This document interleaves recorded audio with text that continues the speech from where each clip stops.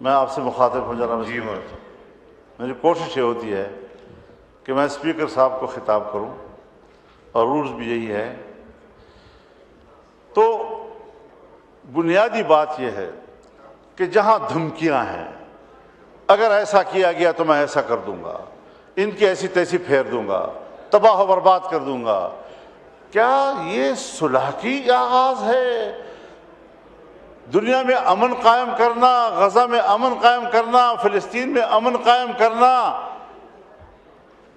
افغانستان آئے امن کے لیے آ رہے، 20 سال تک اینٹ سے اینٹ بجا دی اس کی۔ عراق میں آئے امن قائم کرنے کے لیے آئے ہیں، عراق کی اینٹ سے اینٹ بجا دیا آپ نے۔ لیبیا میں آئے ہم امن کے لیے آئے ہیں، لیبیا کو تباہ و برباد کر دیا، منقسم کر دیا، آج وہاں کوئی نظام موجود نہیں ہے۔ اسلامی دنیا کو اس وقت اس نے ٹارگٹ بنایا ہوا ہے، اور اگر یہ اسرائیل لبنان سے ہوتا ہوا، شام سے ہوتا ہوا، اب ایران پر بھی حملہ ہوگا تو اس کے بعد اسرائیل تفتان پر آپ کے سرحد پہ کھڑا ہو جائے گا۔ کبھی سوچا ہے ہم نے، کبھی اس ایوان نے سوچا ہے کہ یہ پیش رفت کہاں ہو رہی ہے؟ یہ پیش رفت آپ کی سرحدات کی طرف ہو رہی ہے، پاکستان کی سرحدات کی طرف ہو رہی ہے۔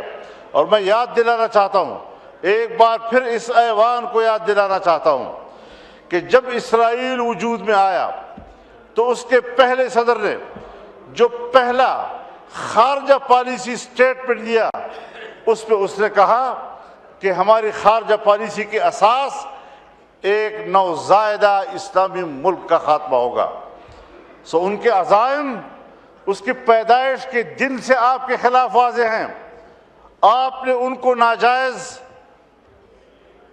مغرب کا ناجائز بچہ کہا، اس نے کہا میرا سیاسی زندگی کا آغاز اس مقصد کے لیے ہوگا کہ اس نوزائیدہ ملک کا خاتمہ کروں۔ ان کے ارادے بھی واضح ہیں، آپ کی سوچ بھی واضح ہے۔ اس کے بعد ہم آنکھیں بند کر کے دوڑ جاتے ہیں، اور سیاسی قوت ہو ایک ہی جگہ پر دوڑ رہے ہوتے ہیں تاکہ ہم کسی طریقے سے اس بت کو راضی کر سکیں۔ اللہ کے مقابلے میں آج تم ایک ٹرمپ بت کو راضی کرنے کے میں لگے ہوئے ہو، اس سے بڑا شرک اور نہیں ہو سکتا۔ پاکستان کو اگر بچائے گا تو اللہ کی ذات بچائے گا، اگر پاکستان کو بچائے گا یہ 99 صفات اللہ کے ضمانت دیں گے۔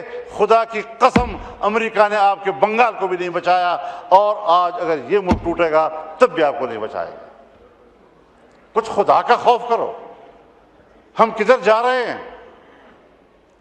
ایک قوم کی آزادی سلب ہو رہی ہے، 70,000 لوگ شہید کر دیے گئے ہیں، 1 لاکھ سے زیادہ بیماری اور بھوک سے مر گئے ہیں، 1.5 لاکھ سے زیادہ بے گھر ہو چکے ہیں، اور اس کے باوجود ہم ایسے صلح کو قبول کر رہے ہیں، ایسے فورم پر جا رہے ہیں جس کا آغاز دھمکیوں سے ہو رہا ہے، جس کا آغاز ایک فریق کو۔ اور اسرائیل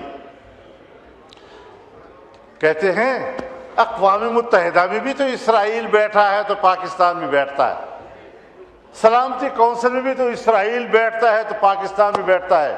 اگر یہ دلیل ہے آپ کی تو پھر آپ مجھے بتائیں کہ 1948 سے لے کر آج تک آپ کے پاسپورٹ پر کیوں لکھا ہوا ہے کہ سارے ویزے لگ سکتے ہیں سوائے اسرائیل کے؟ اگر بیٹھنا کسی جگہ پر، کسی فورم پر، وہ دلیل ہے، لیکن آج وہ غزہ کے معاملے میں صرف فریق ہی نہیں، قاتل ہے، اور عالمی عدالت انصاف نے اس کو مجرم قرار دیا ہے، اور یہ حکم دیا کہ جہاں سے وہ گزرے کسی بھی ملک میں اس کو گرفتار کیا جا سکتا ہے۔ مگر امریکہ میں بھی اس کو پروٹوکول دیا جا رہا ہے، ٹرمپ بھی اس کو پروٹوکول دے رہا ہے، اور ایک قاتل، ایک فریق آج وہ صلح کے میز پر بیٹھا ہوگا، ثالثی کا کردار ادا کرے گا۔ کوئی ہے خدا کا خوف کہیں پر؟ کرو، سب کچھ کرو، ہمیں امن چاہیے، لیکن امن چاہیے کہ بھی راستے ہوتے ہیں۔ ہم قبائلی لوگ ہیں، جرگوں کو جانتے ہیں، صلح کے اصولوں کو جانتے ہیں، کس طرح معاملات ہوتے ہیں۔ جناب اسپیکر، پاکستان پر رحم کرو خدا کے لیے. ہندوستان ہمارا دشمن، افغانستان سے ہماری لڑائی، چین ہم سے مایوس، ایران کے ہمارے بارے میں تحفظات. ہم جس جغرافیائی ماحول میں گھرے ہوئے ہیں، ہر طرف معاشی ترقی ہو رہی ہے، ایک پاکستان ہے جو ڈوب رہا ہے. کیا کبھی آپ نے اپنے ملک کی معیشت کو بہتر بنانے کا سوچا ہے؟ کیا آپ نے کبھی اپنے غریب کو سوچا ہے؟ اس حوالے سے ہم جس طرف جا رہے ہیں یہ پاکستان کے مستقبل کی تاریکی کا ایک اقدام ہے. ہم نے پارلیمنٹ سے نہیں پوچھا، آج کم از کم یہاں ایک قرارداد آنی چاہیے. جناب اسپیکر، اگر ہمارے اندر ضمیر ہے، میں حکومت سے بھی کہنا چاہتا ہوں، آپ بھی پاکستانی ہیں، اپوزیشن سے بھی کہنا چاہتا ہوں، ہم سب ایک قوم ہیں. کم از کم ان شرائط کی بنیاد پر بورڈ آف پیس کو پارلیمنٹ آج مسترد کر دے. اگر پرائم منسٹر صاحب گئے ہیں، انہوں نے اس ایوان کو اعتماد میں نہیں لیا، انہوں نے اپنی کابینہ کو اعتماد میں نہیں لیا، کیوں چلے گئے ہیں اتنے بڑے مسئلے کے اوپر؟ آخر 1,00,000 لوگ شہید ہوئے ہیں، در بدر ہو گئے ہیں، گھروں سے نکل چکے ہیں. ہمارا کہاں کیا مقام رہ گیا ہے دنیا کے اندر؟ نماز کا ٹائم ہو گیا. اس حوالے سے ہمارے بہت تحفظات ہیں، اور اگر اس قسم کے فورم پر ہمارا ملک بیٹھتا ہے، میں آپ کی اس حکومت کو جعلی بھی کہہ چکا ہوں، آپ کی اکثریت کو جبری بھی کہہ چکا ہوں، اور جعلی اور جبری نظام کے خلاف اپنے جہاد کو جاری رکھنا یہ ہمارا قومی فریضہ ہوگا، دینی فریضہ ہوگا، اور انشاءاللہ العزیز یہ جنگ جاری رہے گی. آپ نہیں جیت سکیں گے یہ جنگ.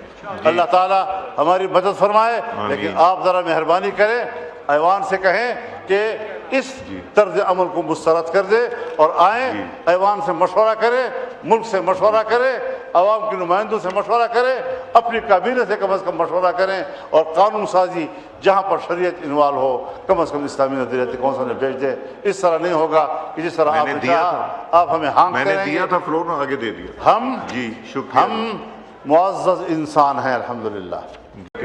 جی مولانا صاحب اب وقت نہیں ہے نماز کا، اس لیے بسم اللہ الرحمن الرحیم، نحمدہ ونصلی علی رسولہ الکریم. جناب اسپیکر،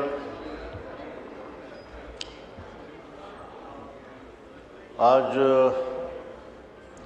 ایسا مجھے محسوس ہو رہا ہے کہ آپ کچھ دباؤ میں ہیں اور نارمل موڈ میں نہیں ہیں. تو اس ایوان کی کارروائی میں آپ کے موڈ کا بھی بڑا رول ہوتا ہے. کچھ تھوڑا سا اپنے آپ کو نارملائز بھی کیا جائے، نیوٹرلائز بھی کر لیں اپنے آپ کو، تو پھر انشاءاللہ ہم اپنی بات بڑی اچھی طریقے سے ڈیلیور کر سکتے ہیں. مولانا صاحب یہ وہ کرسی ہے جہاں نہ حکومت خوش ہوتی نہ اپوزیشن خوش ہوتی، تو یہ سب سے مشکل کرسی ہے. اور دباؤ میں تو میں ہر وقت ہی رہتا ہوں کہ ان کو بھی بچانا ہے، ان کو بھی بچانا ہے، ان کو بھی موقع دینا ہے، ان کو بھی موقع دینا ہے، مگر میں اس دباؤ میں نہیں آتا جو زبردستی کرانے کے لیے یہاں کھڑ کے لیا جاتا ہے. میں نے کہا تھا تشریف رکھیں. جی شکریہ. بات زبردستی کی نہیں ہے.